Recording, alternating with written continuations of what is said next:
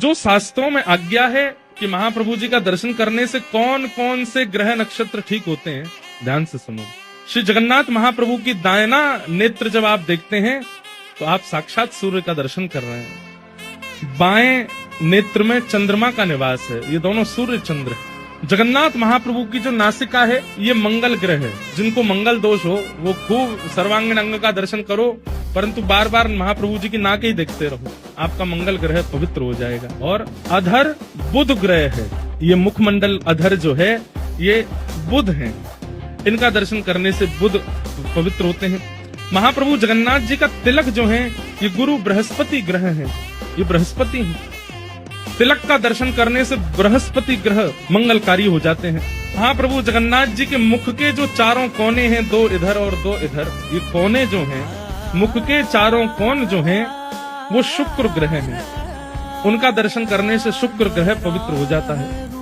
महाप्रभु जगन्नाथ जी का जो संपूर्ण काला वर्ण है, जो कृष्ण कांति दिखती है नेत्रों के बीच में और यहाँ मुखमंडल के ऊपर, ये काली कांति जो है ये शनि ग्रह है।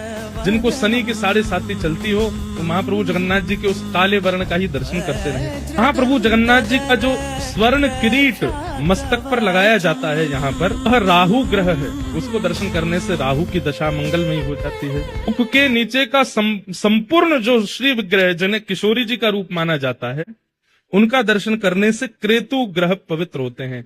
ऐसे महाप्रभु जगन्नाथ जी के सर्वांगीण अंग का यदि कोई व्यक्ति नित्य दर्शन करता है, उसके कोई भी ग्रह हानिकारक नहीं होंगे, सब मंगलकारक हो जाएंगे। ऐसे महाप्रभु जगन्नाथ जी का स्वरूप।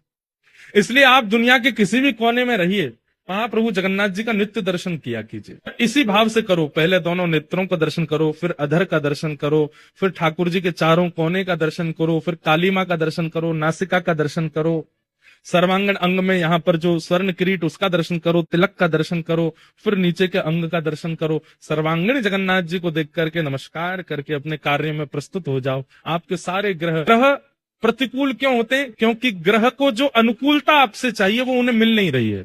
जैसे शनि की 7.5 बुरी नहीं होती, कई लोगों की शनि की 7.5 होती है, वो उन 7 सालों में ही चरम स्थिति को प्राप्त कर लेते हैं। यदि उनके काम अच्छे होंगे तो ग्रह का प्रसन्न होना बहुत आवश्यक है, और इन ग्रहों को प्रसन्नता मिलती है जब महाप्रभु जगन्नाथ जी का सर्वांगीण अंग का व्यक्ति दर्शन कर लेता है। ग्रह सब अनुकूल हो जाते हैं। ग्रह कहते हैं भैया इसको काय को परेशान कर